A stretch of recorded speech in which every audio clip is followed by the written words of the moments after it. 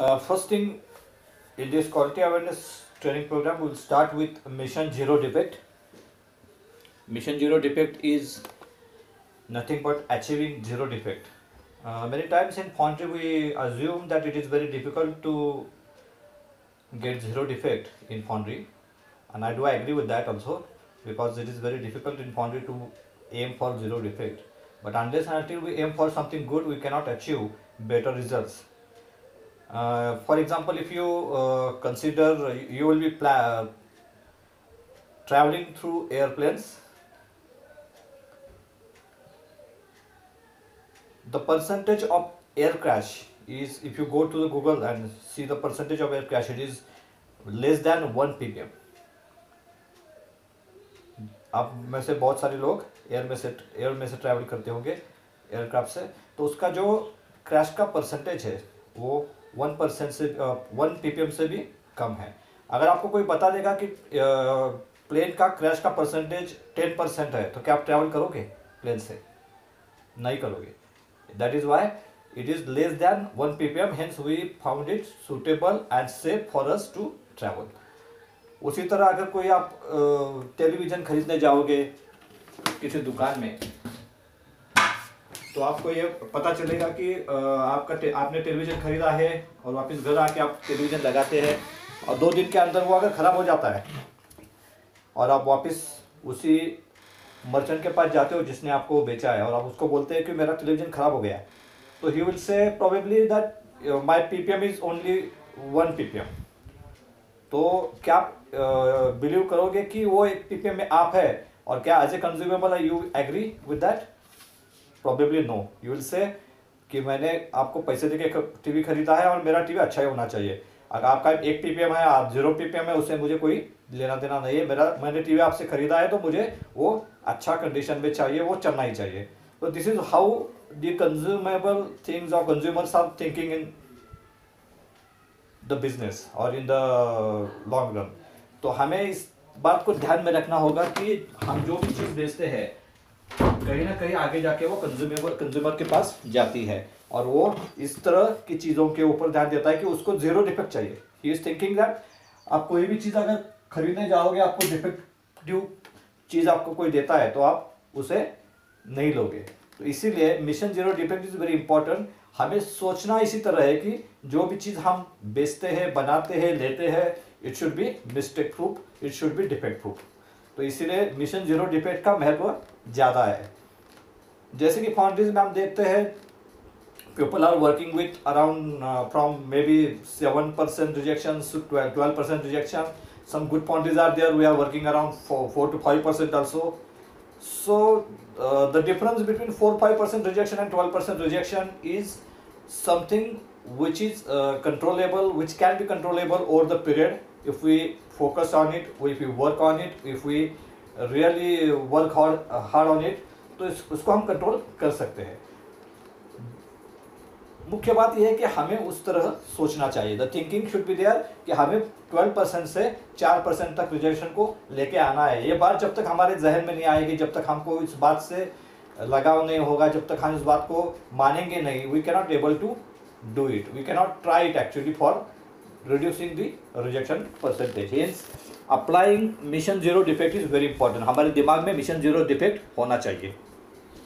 QCD का मतलब है cost, quality, cost and delivery. Normally customer is looking after us for these 3 things. Customer is looking for better quality, optimized cost and in time delivery. Customer आपसे क्या मांगता है? बेहतर quality चाहिए, cost कम चाहिए और इन टाइम डिलीवरी चाहिए. So this is what customer is looking for his supplier. So what is QCD? QCD is customer wants all these things for their suppliers. If we want to keep our cost at minimum and delivery as per commitment, we have to maintain quality. अगर आपकी quality अच्छी नहीं है, आपका rejection ज़्यादा है, आपका rework बहुत ज़्यादा है, तो क्या होगा? तो definitely your cost will be high. हमने पिछले 2-3 सेमिनार्स में देखा है कि जो प्राइस है वो कौन डिसाइड करता है? वो कस्टमर डिसाइड करता है. और प्राइस कस्टमर डिसाइड करता है. और प्रॉफिट कैसे डिसाइड होता है? Price minus cost. अगर आपकी कॉस्ट ज़्यादा रहेगी तो आपका प्रॉफिट भी नहीं रहेगा। और कॉस्ट ज़्यादा क्यों होती है? बिकॉज ऑफ वेस्टेजेस, और उस वेस्टेज में हमने देखा था one of the waste is defect. तो ये जो डिफेक्ट है या रिवर्क है, रिजेक्शन है, उसके वजह से क्या होगा? आपकी कॉस्ट बढ़ेगी। कॉस्ट बढ़ने के बाद वजह से आप कॉस्ट कॉम्पिटिटिव नहीं रहेंगे, कस्टमर आपका जो है वो you will not be happy with your cost.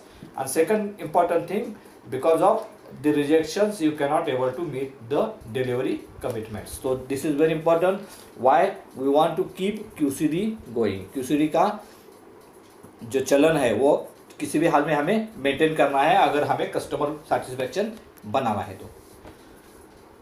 तो अगर हमें रिजेक्शन कम करना है, रिवर्क कम करना है, तो we have to improve our quality. और क्वालिटी इंप्रूव करने के लिए हमें क्या चाहिए? We have to improve our quality function.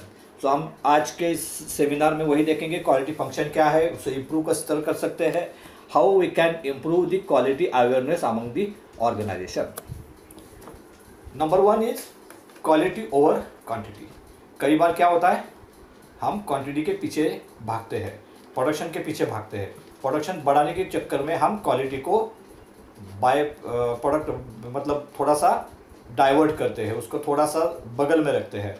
Quality जो है उसको शॉर्टकट की तरह इस्तेमाल करके क्वांटिटी बढ़ाने की कोशिश करती है, तो वो चीज़ हमें नहीं चाहिए। हमें क्या चाहिए? हमें क्वालिटी और क्वांटिटी। अगर आपकी क्वालिटी अच्छी है तो डेफिनेटली आपकी क्वांटिटी जो निकलेगी वो 100% ओके निकलेगी, जो प्रोडक्शन निकलेगा वो 100% ओके निकलेगा। और उसके वजह से क्या होगा?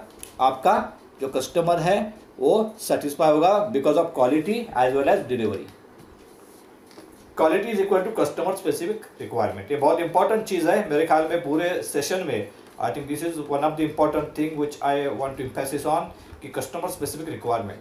क्वालिटीज़ को इम्प्रूव करने के लिए, क्वालिटी को मेंटेन करने के लिए, क्वालिटी को सस्टेन करने के लिए very important cheese is customer specific requirement. आपको पता होना चाहिए कि आपके कस्टमर को एग्जैक्टली क्या चाहिए। आपको पता होना चाहिए कि आपका कस्टमर आपसे क्या चाहता है। इसके लिए मैं एक एग्जांपल देता हूँ हमेशा ही। आप किसी होटल में गए हैं और कॉफ़ी शॉप में गए समझो, और आपने जो कॉफ़ी शॉप है उसको कॉफ़ी का ऑर्डर दिया है। So what will he do?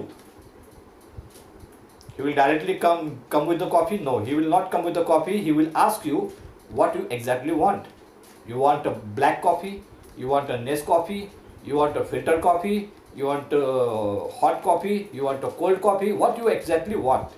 अगर आप उसका जवाब नहीं दे पाओगे, he will not able to serve you the coffee because there are many varieties in the coffee and exactly which variety you want, he want to understand.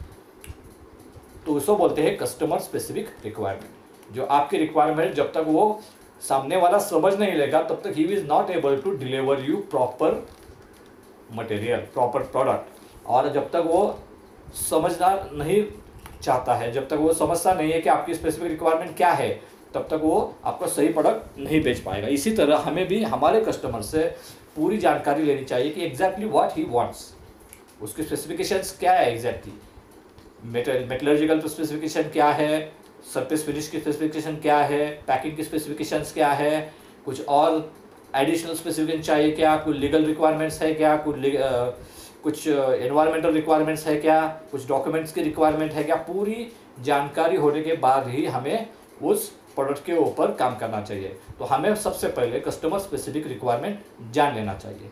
मैं एक और example आपको देता हूँ।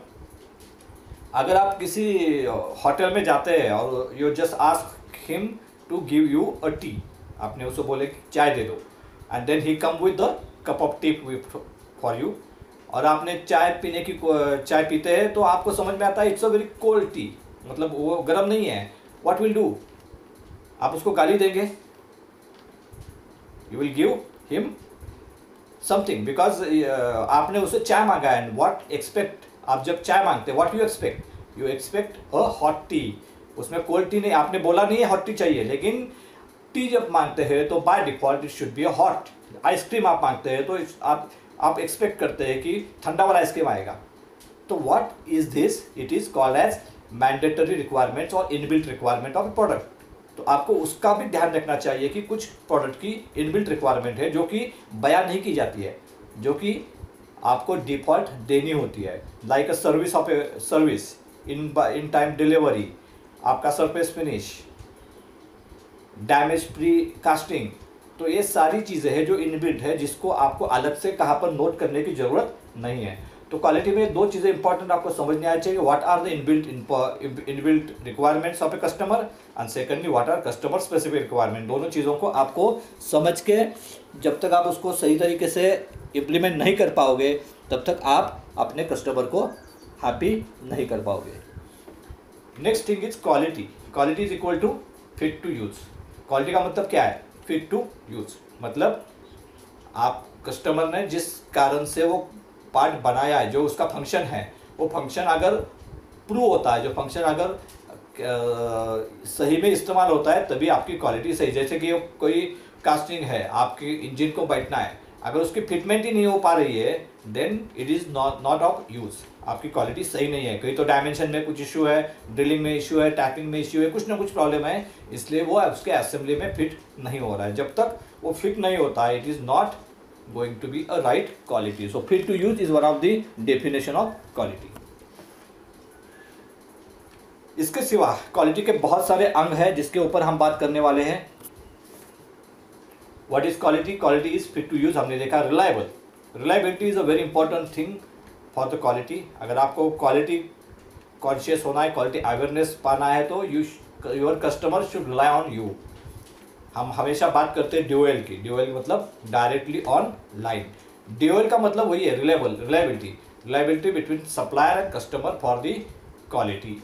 जब तक आपका कस्टमर आपके क्वालिटी से खुश नहीं है, आपकी क्वालिटी समाधान नहीं है, आप उसे कंसिस्टेंटली क्वालिटी प्रोडक्ट नहीं दे पाते, he is not going to rely on you for the quality. You will going to again recheck it, again inspect it at his end. और ये जो इंस्पेक्शन उसकी जगह आपकी जगह दोनों जगह करते हैं, we are already see it is nothing but a waste. हमने कल ही देखा, inspection is nothing but a non value added activity, NVA, that is a waste. So अगर हमें रिलायबिलिटी डेवलप करनी है तो we have to go for the consistency in quality, consistency in quality for the customer satisfaction. Next is customer satisfaction. How such customer satisfaction will come? Because of consistency in quality and reliability. Quality pays for itself. यहाँ पर बाजू में लिखा है quality pays for itself. Quality खुद अपना एक वजन बनाती है। जब कोई आदमी, कोई कंपनी क्वालिटी कास्टिंग देती है, क्वालिटी इम्प्रूव करती है, क्वालिटी सस्टेन करती है, तो डेफिनेटली उसका एक नाम होता है। और मेरे ख्याल में it is very difficult to beat that particular thing. Next is quality everyday, quality everywhere. Quality everyday, ऐसा नहीं कि आज क्वालिटी डे है इसलिए आज क्वालिटी मेंटेन करेंगे, कल क्वालिटी डे नहीं है तो will not work as per quality norms. ऐसा नहीं होता है। Quality should be everyday and everywhere. Everywhere का मतलब यही है कि क्वालिटी सिर्फ क्वालिटी डिपार्टमेंट में नहीं चाहिए, क्वालिटी सभी जगह चाहिए। प्रोडक्शन में चाहिए, परचेस में चाहिए, मेंटेनेंस में चाहिए, फिटिंग में चाहिए, कोर्स शॉप में चाहिए। सभी जगह अगर हम क्वालिटी को लेके काम करेंगे, क्वालिटी अवेयरनेस फैला देंगे, तभी जाके हमारी फाइनल क्वालिटी अच्छी रहेगी। अगर एक डिपार्टमेंट क्वालिटी वर्क करता है, दूसरा डिपार्टमेंट क्वालिटी वर्क नहीं करता है, तो then again it will create a problem. So quality should be everyday and everywhere. What is quality? Quality is nothing but a culture. जैसे हम कल भी बात कर रहे थे, 5S is a cultural change. तो इसी तरह quality is also a cultural change. It should B from your own heart. अपने अंदर से क्वालिटी का अवेयरनेस आना बहुत इंपॉर्टेंट है। कोई सिखा देगा, कोई बता देगा, इसलिए क्वालिटी का अवेयरनेस लाना बहुत मुश्किल है। It should B come from your heart. और इसके लिए मैं एक एग्जांपल हमेशा देता हूँ कि it should come from your heart. मतलब समझो आप जा रहे हैं रास्ते पे और आपने देखा है कहीं पे एक सामने कोर पड़ी हुई है, मोल्डिंग लाइन पे जा रहे हैं और सामने कोर पड़ी है। और जब मैं देखता हूँ तो सामने वाला ऑपरेटर उसके बाजू में खड़ा है, वो देखता नहीं है। फिर मैं क्या करता हूँ, एक 10 रुपये का नोट निकालता हूँ जेब में से और नीचे डाल देता हूँ। Person immediately bends down and put up that note. उसके बाजू में ही कोर पड़ा है, वो नहीं उठाता है, नोट उठाता है। So that awareness should come in the people कि हर चीज़ का एक मोल है, हर चीज़ का कुछ वैल्यू है, और जब तक वो वैल्यू है, वो मोल हमें समझ नहीं आएगा, वो जब तक हमारे कल्चर में, हैबिट में तब्दील नहीं हो जाएगा, तब तक ये क्वालिटी अवेयरनेस नहीं होगा। इसलिए कल्चर और habit is very important. It should be started right from bottom to top. ये सभी जगह ये हैबिट और कल्चर होना चाहिए क्वालिटी का, तभी जाके ये मुमकिन है या पॉसिबल है।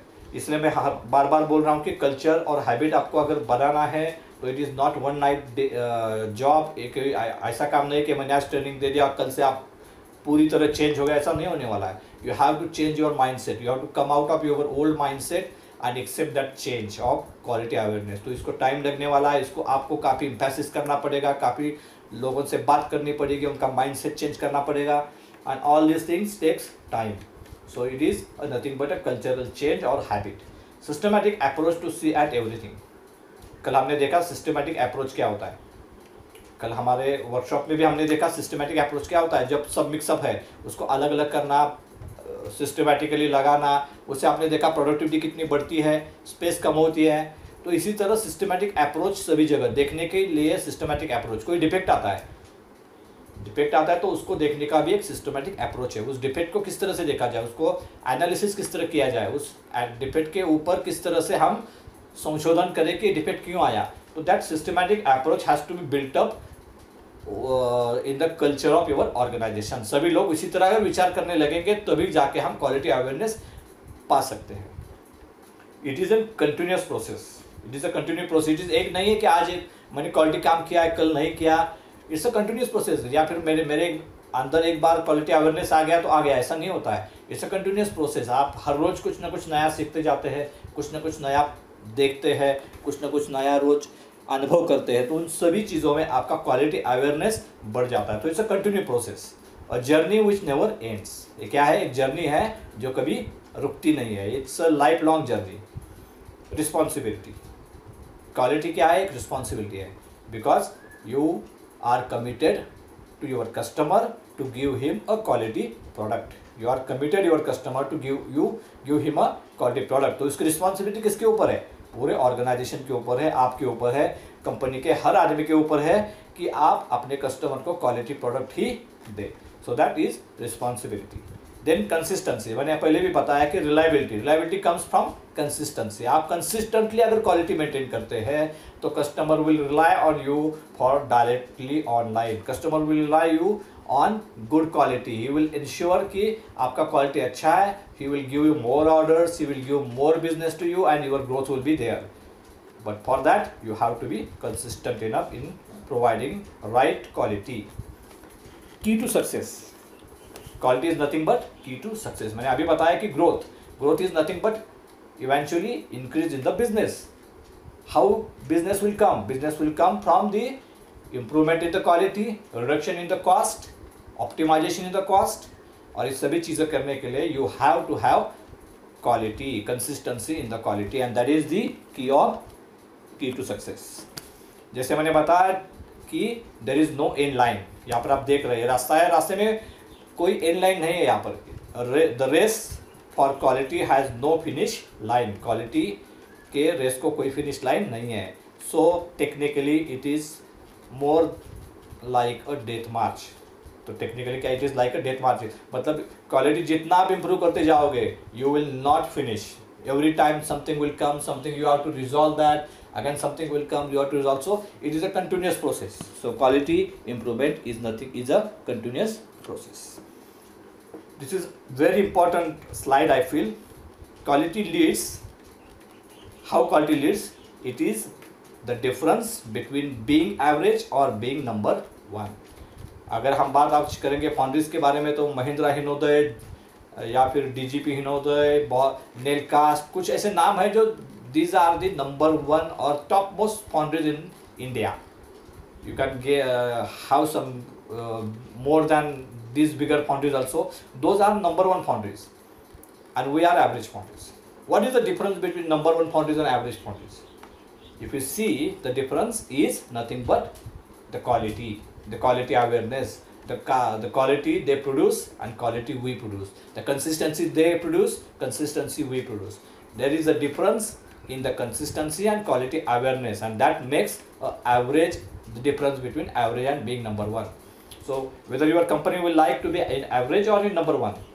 So if you want your company to be number one in your area or in India or in Maharashtra, then you have to move towards better quality. You have to move towards consistency in the quality. You have to move towards a more rich quality, so that your customer will be happy and you will get some good business in the future.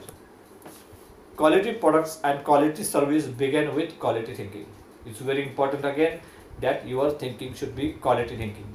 Whenever you think anything, you should think in a proper way. You should think systematically. You should think quality wise, so that you will not take any shortcuts. This is very important, that many times we take shortcuts, we allow things to happen and we allow things to get deviated, and because of that our quality get deteriorated.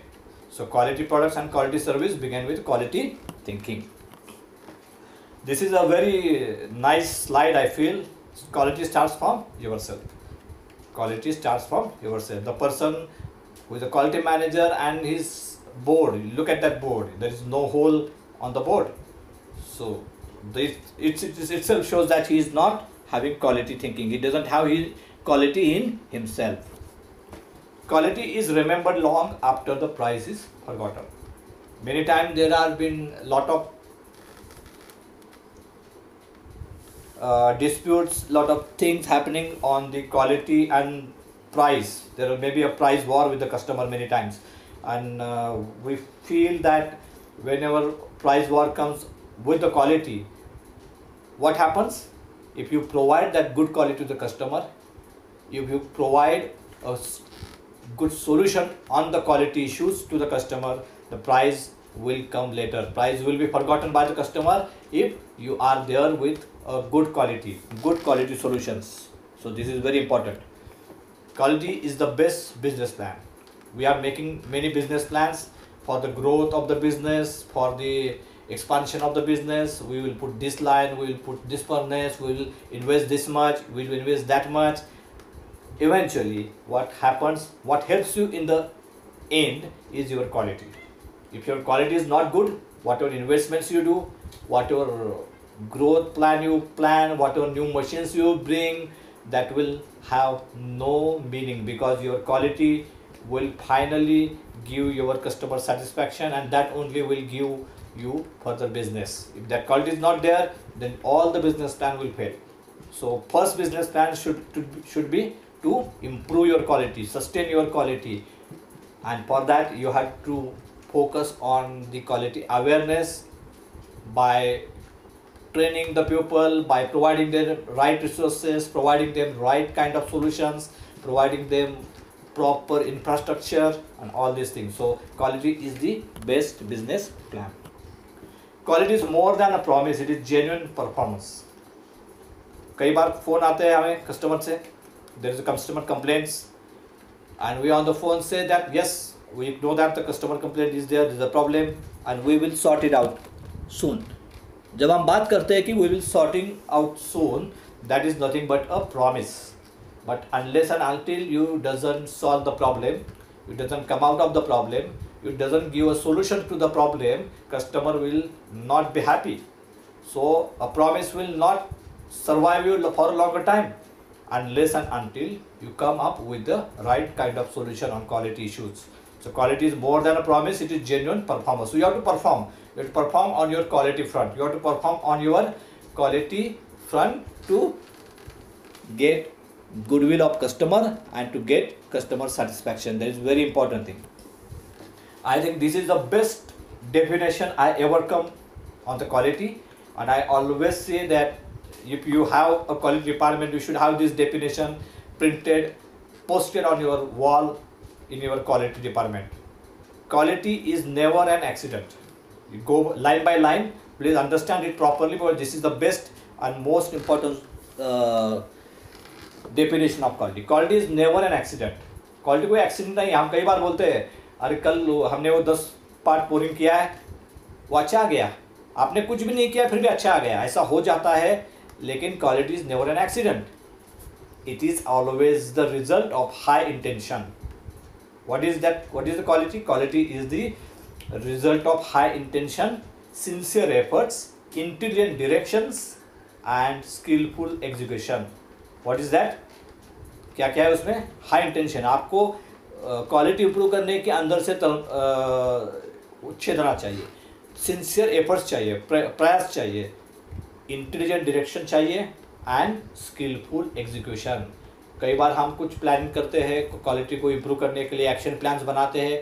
अगर वो action plans सही तरीके से fulfil नहीं हुए, उसको सही तरीके से एग्जीक्यूट नहीं किया, तो फिर हम प्रॉब्लम में से बाहर नहीं आ सकते. इसलिए skilful execution is very very important. It represents the wise choice of many alternatives. So quality is not an accident, it is a wise choice of many alternative for what? For skillful execution, intelligent direction, sincere efforts and high intention to come out of the problem. So this is, I think, the best definition which represents the quality, and I hope we all will follow the same thing. Quality is not an act, it is a habit. It should be a habit, it is not an act. Quality means doing it right when no one is looking. I always give an example. At night 12 o'clock, midnight 12 o'clock, you are going on a bike and suddenly you find a red light. What will do? There is no police, there is nothing, and you find a traffic red light is showing, a traffic light is red. What will do? You will pass the red light and go, or you will wait. I think this will show your quality. This will represent your quality because nobody is looking. There is no police, there is nobody is there to watch you. And even then you go and you break the signal and go ahead, you will not a quality person. If you stop and wait for light to turn into green, then you are a quality person. Generally we see in the day shift, people are following lot of process control things. They are working as per plan, as per control plan, as per given systems. In the night shift, they doesn't follow it because there is nobody to watch on. There is nobody to really see what they are doing. So quality means doing it right when no one is looking. It should not be that if somebody is looking, hence I am doing the right thing. It should be from your inside. That is why I am saying it is a culture, it is a habit that has to be percolated in our life. Quality is not it is not expensive, it is priceless.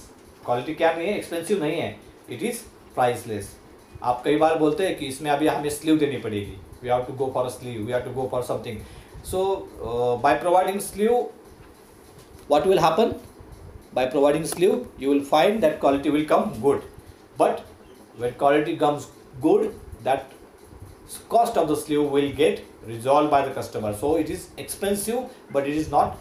It is more than that. It is a priceless, because the quality product helps customer a lot than just asking him for a price. So you have to first give him a solution, and then you can ask him for the price. We'll just start with this, and we'll take a break after this slide for 1 or 2 minutes, and again restart the things.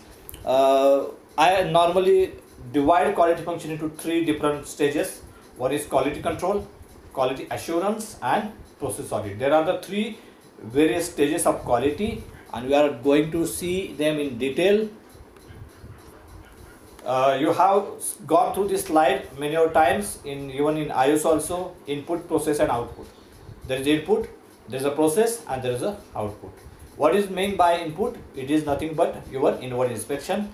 What is meant by process? It is a process through which the input goes and output comes. So inward inspection, in process audit and product audit. These are 3 things, and we are going to this detail after a while when we come back, and we'll take a break for 1 or 2 minutes.